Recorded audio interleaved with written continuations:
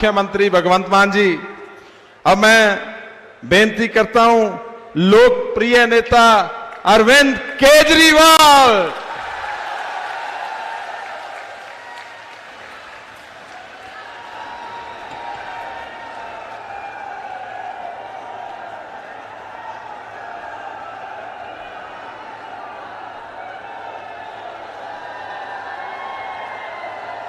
भारत माता की, भारत माता की, इनकलाब, इनकलाब, वंदे वंदे।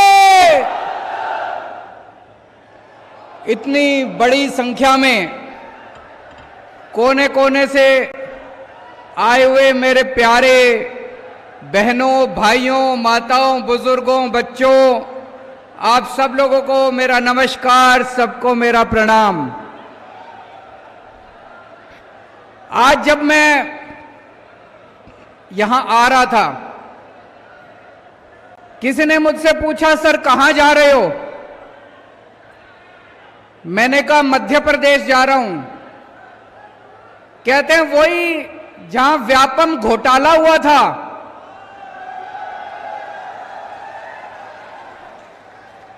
सोचो, इन नेताओं ने, इन पार्टियों ने मध्य प्रदेश का क्या बदनाम कर दिया। मध्य प्रदेश के लोग मेहनती लोग हैं, मध्य प्रदेश के लोग ईमानदार लोग हैं, मध्य प्रदेश के लोग देशभक्त लोग हैं। लेकिन आप जब पूरे देश के अंदर मध्य प्रदेश की चर्चा होती है तो लोग कहते हैं वही राज्य जहां पे व्यापम घोटाला हुआ था। आपका क्या कसूर है? लोगों का क्या कसूर है?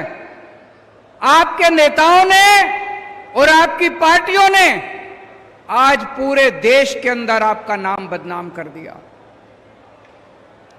एक टाइम दिल्ली का भी यही हाल था। जब दिल्ली में कांग्रेस की सरकार थी, पूरे देश में जब दिल्ली की चर्चा होती थी, कहते थे वो कॉमनवेल्थ घोटाले वाला दिल्ली, सीएनजी घोटाले वाला दिल्ली, 2G घोटाले वाला दिल्ली। दिल्ली घोटालों के नाम से जाना जाता था।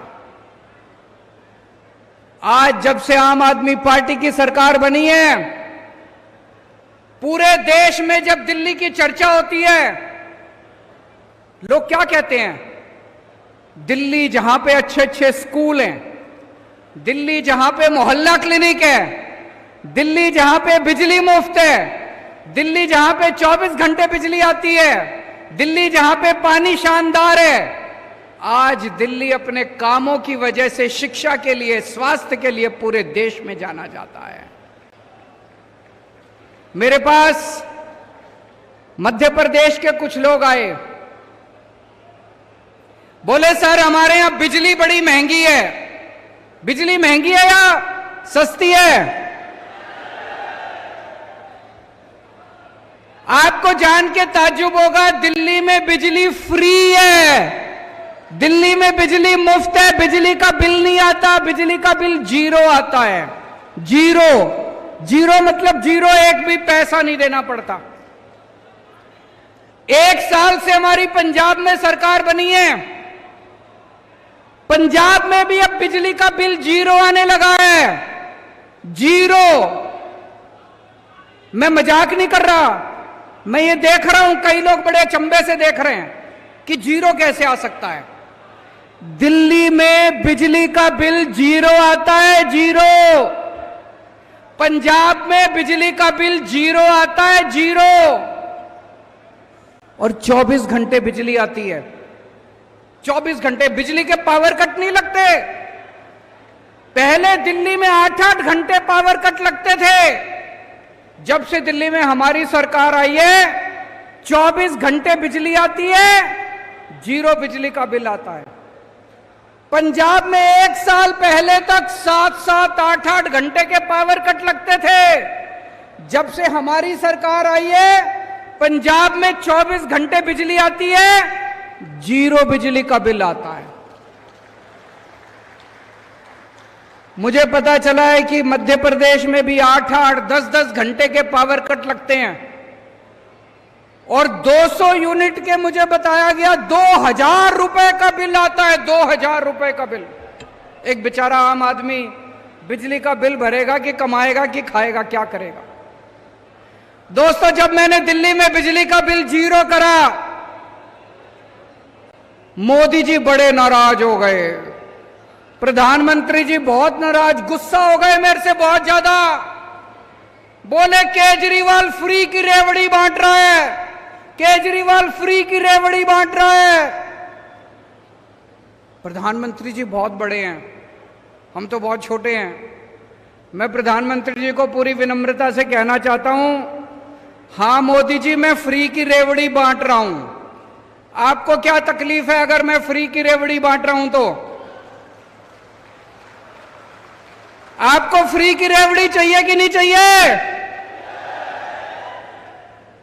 दिल्ली वालों को, हर दिल्ली वाले के हाथ में मैंने 7 फ्री की रेवड़ी रख दी।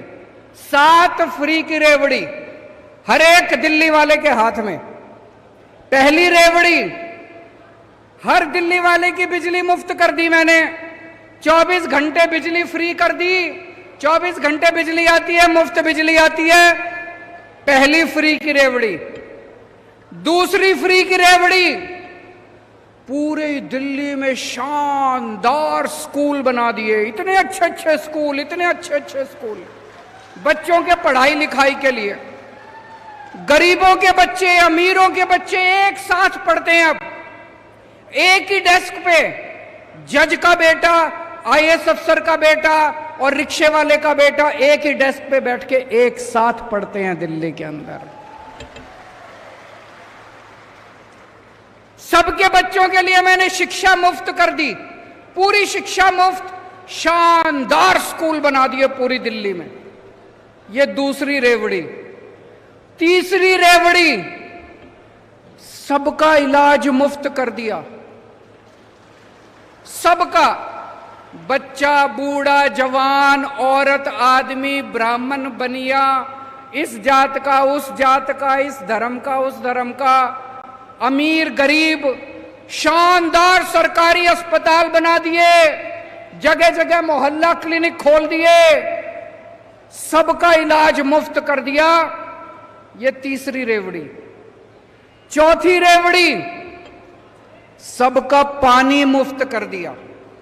साफ पानी, और पानी का बिल नहीं आता, पानी का बिल 0 आता है। पांचवी रेवड़ी, बसों के अंदर महिलाओं का सफर फ्री कर दिया। किसी भी बस में, चाहे सरकारी हो चाहे प्राइवेट हो, किसी भी बस में महिला चढ़ जाए उसके पैसे नहीं लगते, फ्री में चलती है महिलाएं। छठी रेवड़ी, हर एक घर के बुजुर्गों को फ्री में तीर्थ यात्रा करा के लाता हूं। अयोध्या जी ले जाता हूं, द्वारकाधीश ले जाता हूं, शिरडी बाबा ले जाता हूं, पुरी जी ले जाता हूं, रामेश्वरम ले जाता हूं। पूरे देश में जहां आप कहो वहीं बुजुर्गों को तीर्थ यात्रा करा के लाता हूं। और 7वीं रेवड़ी, अपने युवाओं के लिए रोजगार का इंतजाम कर रहे हैं। 12 लाख बच्चों का रोजगार का इंतजाम किया। भगवंत मान ने 30,000 सरकारी नौकरियां दे दी और अभी 3 लाख बच्चों के लिए नौकरियों का इंतजाम कर रहे हैं। 3 लाख। 7 फ्री की रेवड़ी देता हूं मैं, 7 फ्री की रेवड़ी। मोदी जी मेरे से बहुत गुस्सा है, बहुत नाराज है मोदी जी मेरे से। मैं आपको पूछना चाहता हूं, आपको ये 7 रेवड़ियां चाहिए कि नहीं चाहिए? एक बार ही दोनों हाथ ऊपर करके बता दो, ये फ्री की रेवड़ी चाहिए कि नहीं चाहिए? मैं मोदी जी से कहना चाहता हूं, मोदी जी, इतनी महंगाई कर रखी है आपने चारों तरफ, इतनी महंगाई कर रखी है।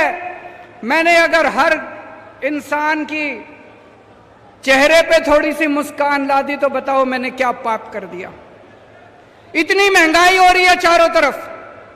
मैंने एक आदमी से पूछा, बोला जी आजकल घर का खर्चा नहीं चलता, तनख्वाह बढ़ी नहीं, खर्चे रोज बढ़ रहे हैं, दूध महंगा हो गया, सब्जियां महंगी हो गई, आटा महंगा हो गया, चावल महंगे हो गए, हर चीज महंगी हो गई। मैंने उससे पूछा कैसे हो गई महंगाई? कहता जी अपने आप ही हो गई, भगवान ने कर दी। अरे भगवान महंगाई क्यों करेगा? भगवान की दुश्मनी है आपसे? कैसे हो गई महंगाई इतनी? पूरे देश में इतनी महंगाई कैसे हो गई? इतनी महंगाई हो गई क्योंकि उन्होंने लूट मचा रखी है, सरकारी खजाने की लूट मचा रखी है इन्होंने। मोदी जी अपने दोस्तों में खुलेआम पैसे लुटा रहे हैं। उनके एक दोस्त ने बैंक से 34,000 करोड़ रुपए का लोन लिया। बंबई का एक आदमी है, मोदी जी का दोस्त है, 34,000 करोड़ का लोन लिया। मोदी जी ने सारा लोन माफ कर दिया,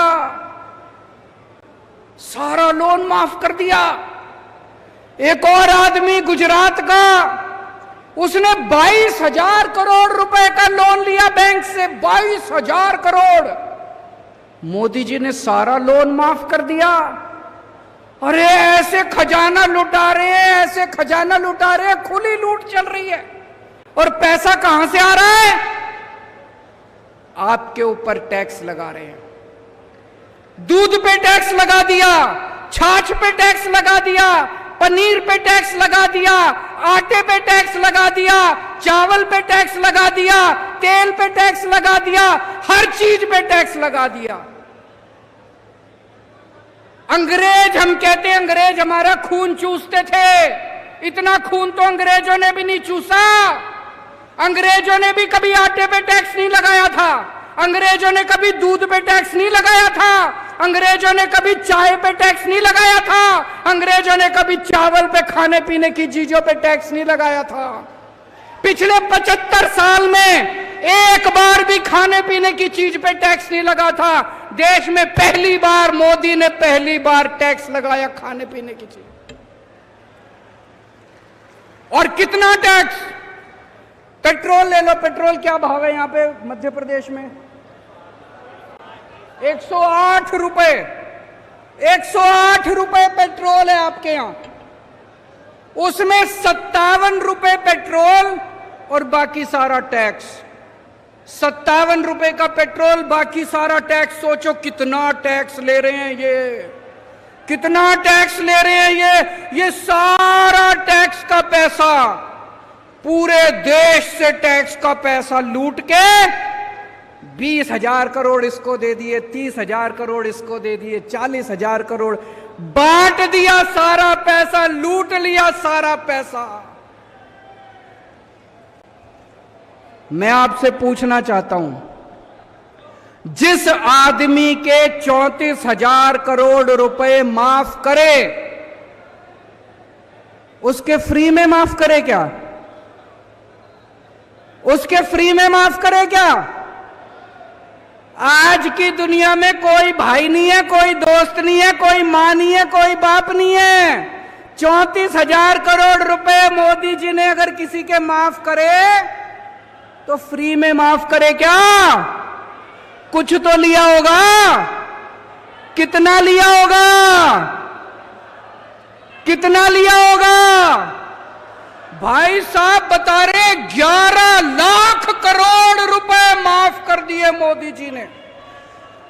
11 लाख करोड़ रुपए माफ कर दिए, लुटा दिए मोदी जी ने। कितना पैसा बनाया होगा भाई साहब, कितना पैसा बनाया होगा।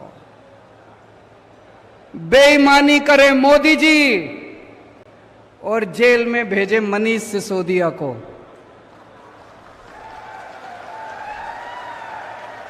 बताओ मनीष सिसोदिया का क्या कसूर है?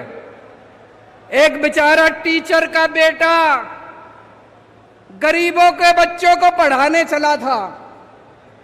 मनीष सिसोदिया ने पूरी दिल्ली में जगह जगह स्कूल बनवाए, गरीबों के बच्चों के लिए स्कूल बनवाए। सवेरे 6 बजे उठता था और स्कूलों में चला जाता था। मनीष सिसोदिया आज जेल में और बेईमानी करने वाले खुलेआम घूम रहे हैं दोस्तों। 10 साल में इन लोगों ने बेड़ा गर्क कर दिया देश का। 10 सालों के अंदर नोटबंदी करी इन्होंने। मैं पूछना चाहता हूं आपसे, किसका फायदा हुआ नोटबंदी से? कह रहे थे भ्रष्टाचार दूर होगा, भ्रष्टाचार दूर हुआ। कह रहे थे आतंकवाद दूर होगा, आतंकवाद दूर हुआ। कोई फायदा नहीं हुआ, कोई फायदा नहीं हुआ। भाई साहब, अगर आज पढ़ी लिखी सरकार होती, किसी हालत में नोटबंदी ना करती, बिल्कुल नोटबंदी ना करती। मैंने एक इंटरव्यू देखा था प्रधानमंत्री जी का।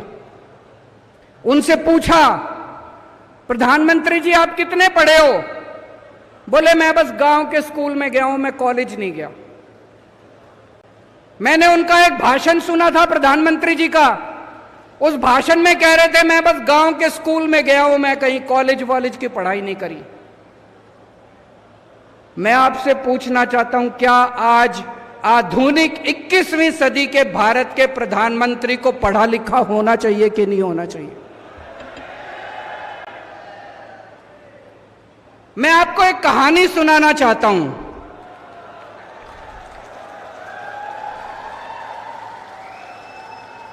कहानी का नाम है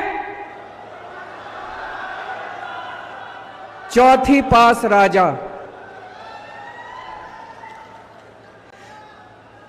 यह कहानी ये दिखाती है कि अगर किसी देश का राजा अनपढ़ हो, अगर किसी देश का राजा भ्रष्ट हो, अगर किसी देश का राजा अहंकारी हो, तो एक महान देश भी कैसे डूब जाता है। यह कहानी ये दिखाती है। एक बहुत महान देश था, बहुत महान देश था। उस देश में एक गांव में एक बहुत गरीब परिवार में एक बच्चे का जन्म हुआ। तो गांव में जैसे बच्चे का जन्म होता है, हर गांव का एक ज्योतिषी होता है, एक पंडित होता है। वो ज्योतिषी आया, उसने बच्चे की कुंडली बनाई। बच्चे की कुंडली बना के ज्योतिषी बोला, माई तेरा बेटा बड़ा होके बहुत बड़ा सम्राट बनेगा। मां बोली, मैं तो एक बहुत गरीब औरत हूं, मेरा बेटा सम्राट कैसे बनेगा? ज्योतिषी बोला, नहीं माई, इसके बच्चे की कुंडली में लिखा है। बच्चा धीरे धीरे बड़ा होने लगा। उसे गांव के स्कूल में भर्ती करा दिया। बच्चे का पढ़ने लिखने में मन नहीं लगता था। किसी तरह से मुश्किल से उसने चौथी पास करी। मां ने स्कूल से नाम कटा दिया। बोला थोड़ी कमाई करके लाएगा, घर का खर्चा चलेगा। घर के पास एक रेलवे स्टेशन था। रेलवे स्टेशन पे बच्चा जाके चाय बेचने लगा।